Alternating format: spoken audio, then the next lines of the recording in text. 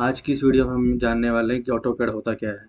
जैसा कि आप सभी जानते हैं कि ऑटोकैड का पूरा नाम कंप्यूटर एडेड डिज़ाइन है। ये जो सॉफ्टवेयर है ऑटोडेस्क द्वारा डेवलप किया गया है। इसको कौन कौन यूज़ कर सकता है? इंजीनियर, आर्किटेक्ट्स और डिज़ाइनर्स यूज़ करते हैं। और किस लिए यूज़ करते हैं? 2D ड्राइंग्स और 3D मॉडलिंग के लिए। ठीक है। इसका जो मेन यूज़ है उसका यूज़ इलेक्ट्रिकल वाले, मैकेनिकल वाले और सिविल वाले यूज़ करते हैं। इलेक्ट्रिकल वालों के लिए क्या यूज़, कैसे यूज़ आ सकता है? ये सर्किट डायग्राम्स में और पैनल लेआउट्स में। मैकेनिकल वाले कैसे इसको यूज़ में ले सकते हैं? मैकेनिकल पार्ट्स में या फिर उसके मैकेनिकल के जो कंपोनेंट्स होते हैं उसको बनाने के लिए, 3D मॉडलिंग के लिए। और जो सिविल वाले हैं उनका क्या यूज़ होता है? फ्लोर प्लानिंग के लिए, एलिवेशंस के लिए, लेआउट्स के लिए। ठीक है। तो आइए हम आगे चलते हैं। हम यहाँ से ओपन करेंगे ऑटोकैड, न्यू पे जाएंगे हम। ये हमारा ऑटोकैड का कुछ तरह इस तरह का आप इंटरफेस है जो आप देख सकते हैं। ठीक है गाइज। आप जब इसको ओपन करेंगे तो ये कुछ इस तरह दिखेगा। इसके बाद हम चलते हैं सबसे ऊपर ही ऊपर। ये है आपका जो कर्सर दिख रहा है आपको, ये ऑटोडेस्क ऑटोकैड 2024 ड्राइंग 1.dwg। ये अपना होता है टाइटल बार। ठीक है। ये आपको दिखाई दे रहा होगा टाइटल बार। इसमें क्या होता है? सॉफ्टवेयर का नाम ऑटोकैड 2024 और ये ड्राइंग का नेम 1.dwg। ये हो गया आपका टाइटल बार। ठीक है, ये इतना सा। अब आ जाते हैं मेन्यू बार पे। इस पे दिख रहा है ऑटोकैड का ये साइन बना हुआ और ये एरो का निशान। तो ये आपका हो गया मेन्यू बार, या एप्लीकेशन मेन्यू भी बोलते हैं जिसे हम। ठीक है। इसमें आप जाके देख सकते हैं new, open, save, export, print, similar to MS Office type. ठीक है, जैसा एमएस ऑफिस में होता है।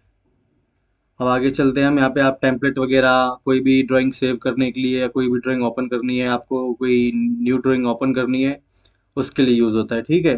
अब हम चलते हैं रिबन बार पे। ये जो आपको पॉइंट दिख रहा है ये होता है रिबन बार। ठीक है, ये वाला पॉइंट पूरा। एक मिनट में आपको दिखा देता हूँ। ये जैसे होम हो गया, इंसर्ट हो गया। ठीक है। आपका modify, insert, annotation, parametric view, manage, output, ये हो गया आपका रिबन बार। ठीक है। अभी आ जाता है हमारा ड्राइंग एरिया। ये जो आपको शीट दिख रही है ये अपना ड्राइंग एरिया है। जैसे मैं आपको कुछ ड्रॉ करके दिखाता हूँ। ये लाइन हो गई। ठीक है, ये ड्राइंग एरिया है जिस पर हम ड्रॉ कर सकते हैं कुछ भी, एक्स वाई जेड। ठीक है। अभी मैं इसको डिलीट कर देता हूँ। ये डिलीट किया हमने। ठीक है। ये आपको आ जाता है ड्राइंग एरिया। ये है आपका नेविगेशन बार। ये होता है पेन एरिया जिससे आप ड्राइंग को मूव करा सकते हैं। जैसे मैंने यहाँ पे ऐसा किया, ये ड्राइंग मूव हो सकती है। ठीक है। ऐसे आप इसको मूव करा सकते हैं। ठीक है ना गाइज। उसके बाद आ जाता है हमारे पास यहाँ पे और भी कुछ है। जैसे ये जूम इन जूम आउट है, आपको ड्राइंग वगैरह को जूम इन जूम आउट कर सकते हैं। ठीक है ना। है कि ये हम देख लेते हैं। ये होता है हमारा व्यू क्यूब, जिसमें हम ड्राइंग के व्यूज़ के बारे में देख सकते हैं। सपोज हमें 3D मॉडलिंग के लिए, अभी 2D में तो कम यूज़ होता है ये, ज़्यादातर ये 3D में यूज़ होता है। 3D मॉडलिंग के लिए टॉप मोड ये हो जाता है अपना top view, front view, right view, left view, back view, bottom view, ये सारे व्यूज़ है। ठीक है ना। अधिकतर 3D के लिए यूज़ होते हैं। ये बेसिक 2D के लिए कम यूज़ होते हैं। और ये जो आपको दिख रहा है ये कमांड लाइन है। ठीक है। यहाँ पे आप कुछ भी line, circle, trim command, extend command, जब जैसे जैसे हम आगे चलेंगे तब आपको बताएंगे ये क्या होता है। ठीक है ना। अब आ जाते हैं हम स्टेटस बार पे। ठीक है ना। ये जो आपको दिख रहे हैं ये स्टेटस बार है नीचे। ठीक है ना। पूरे टॉगल कीजिए या स्टेटस बार। ठीक है। इसमें आप काफ़ी सारी चीज़ें देख सकते हैं। जैसे ये औरतों को ऑन करने के लिए, जैसे मैंने सपोज ये लाइन खींची, ये लाइन सीधी आ रही है अभी। ठीक है। एक मिनट। ये देखिए, एक मिनट गाइस। सपोज मैंने एल एंटर किया, ये देखिए लाइन सीधी आ रही है ना अभी। एक मिनट। ये है हमारा ऑर्थो मोड। ठीक है। ऑर्थो को ऑन करेंगे तो हम यहाँ से हमें सीधी लाइन ड्रॉ होती हुई दिखेगी। एल एंटर करके आप एंटर करेंगे, देखिए एल एंटर हो रहा है।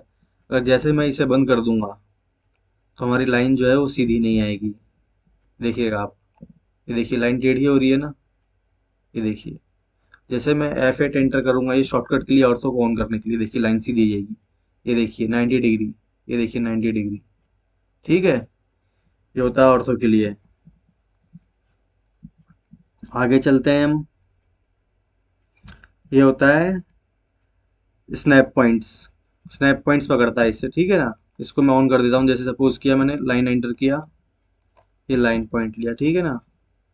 अब सपोज ये है, मैंने इस पॉइंट पे कर्सर रखा, जैसे मैंने एल लिया, तो देखिए अब मुझे शो कर रहा है कि एंड पॉइंट है, ठीक है ना। तो हम आगे चलेंगे, आगे चलेंगे, ये देखो मिड पॉइंट भी शो करेगा या सेंटर पॉइंट जिसे हम कह सकते हैं। एक मिनट, ये मैं, ये देखिए मिड पॉइंट शो कर रहा है, ठीक है ना। और वापस मैं यहाँ पे जाऊंगा तो ये दोबारा मैं एंड पॉइंट शो कर देगा। जैसे जैसे हम आगे चलेंगे हम आपका एक एक चीज़ के बारे में बताते चलेंगे, टूल्स के बारे में, ट्रैकिंग्स क्या क्या होती है। जैसे एक चीज़ और बताता हूँ मैं आपको, नीचे इस पे जाइएगा आप, जितने भी पॉइंट्स हैं, and point, mid point, centre point, geometric centre, node, quadrant, intersection, extension, ये सब चीज़ें आप ऑन कर लीजिएगा, ठीक है ना, तभी ये काम करेगा, वरना ये काम नहीं करेगा। अब हम आपको एक सेटिंग के बारे में बताते हैं, बेसिक सेटिंग के बारे में। हम यू एन एंटर करेंगे, ठीक है ना, यूनिट। देखिए इसमें हम सेट कर सकते हैं हमें किस में काम करना है, architectural, engineering, decimal, fraction, scientific, जिसमें भी हम काम करना है। सपोज मैं डेसिमल में काम करना चाहता हूँ, तो ये प्रिसीजन है, हम ड्राइंग को कितना प्रिसाइज करना चाहते हैं, यानी पॉइंट के बाद हम कितना, कि सपोज कोई हमने लाइन खींची 2.965, तो हम उसे जो, जैसे 0.00 है, हम पॉइंट के बाद कितनी वैल्यू तक हम उसे प्रिसाइज करना चाहते हैं, एक्यूरेट देना चाहते हैं। सपोज 2 पॉइंट मैंने 2 पॉइंट का दे रखा है, ठीक है ना, पॉइंट के बाद 20 तक का। यहाँ पे आ जाती है आपकी यूनिट्स आ जाती है, ठीक है। यहाँ पे inches, feet, miles, millimetre, centimetre, बहुत सारी, जिसमें भी आप काम करना चाहे। फिलहाल के लिए मैं यहाँ पे मिलीमीटर सेट कर देता हूँ, ठीक है ना। और इसको आप इंटरनेशनल कर सकते हैं, ठीक है, ओके कर देना है, ये आपकी यूनिट सेट हो जाएगी। उसके बाद आता है ऑब्जेक्ट, आपको ये बता ही दिया, ऑर्थो वगैरह। सेव के लिए आपको ये बताया था मैंने, सेव वगैरह कर सकते हो आप यहाँ से, न्यू, ओपन वगैरह।